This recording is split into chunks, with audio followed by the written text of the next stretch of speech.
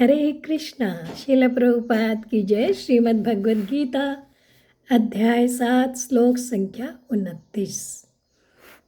जरा मरण मोक्षाय मामाश्रित्य यतन्ति मे ते ब्रह्म तद्विदु कृत्स्नम् अध्यात्मं कर्म चाकिलम्।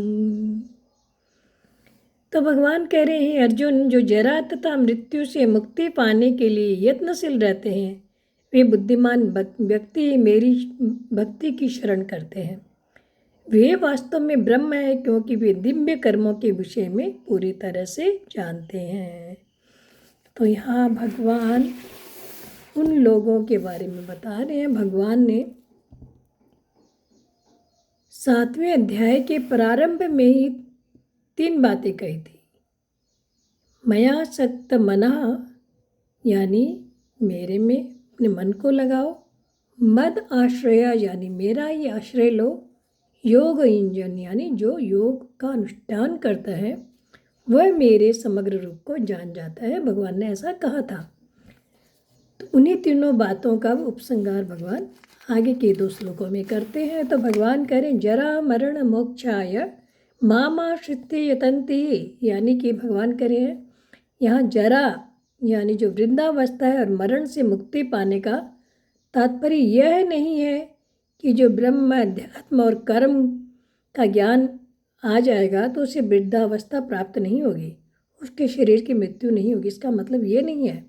इसका तात्पर्य यह है कि बोध होने के बाद, ज्ञान होने के बाद शरीर में आने वाली वृद्धावस्था और मृत्यु तो आएगी, पर ये दोनों ही अवस्था उसे दुखी नहीं कर पाएगी।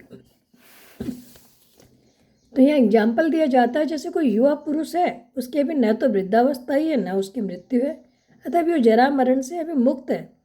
परंतु क्या वास्तव में जरा मरण से मुक्त है? क्योंकि जरा मरण के कारण शरीर के साथ जब तक संबंध है तब तक जरा मरण से रहित होते हुए उससे मुक्त नहीं हो सकता। परंतु जिसे ज्ञान हो जाता है उस शरीर को मैं नहीं मानता, शरीर से ऊपर उठ के अपने स्वरूप में स्थिर हो जाता है, तो ये आने वाली वृद्धावस्था और मृत्यु की अवस्था उसे विचलित नहीं करती है, उसे दुखी नहीं करती है। आगे भगवान बता रहे हैं, ते ब्रह्म तद्विदु, यानी कि इस तरह से यत्न करने पर वे मेरे स्वरूप को, अर्थात जो भगवान का निर्गुण निराकार मन बुद्धि इंद्रिय आदि का विषय नहीं है, जो सामने नहीं है, शास्त्र सिर्फ जिसको वर्णन करते हैं, उस सच्चिदानंद घन ब्रह्म को जान लेता है।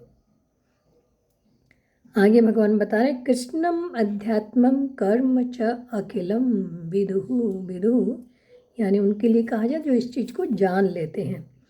वे संपूर्ण अध्यात्म को भी जान लेते हैं, यानी जो जीव तत्व से क्या है इस बात को वे जान जाते हैं। फिर भगवान के आश्रय से जो व्यक्ति है वो समस्त क्रियाओं और पदार्थों से भी संबंध विच्छेद हो जाता है। इस तरह से वो अध्यात्म तत्व को यानी अपने स्वरूप को जान जाता है।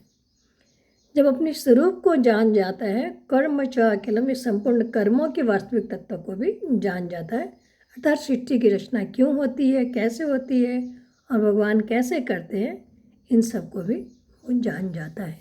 हरे कृष्णा।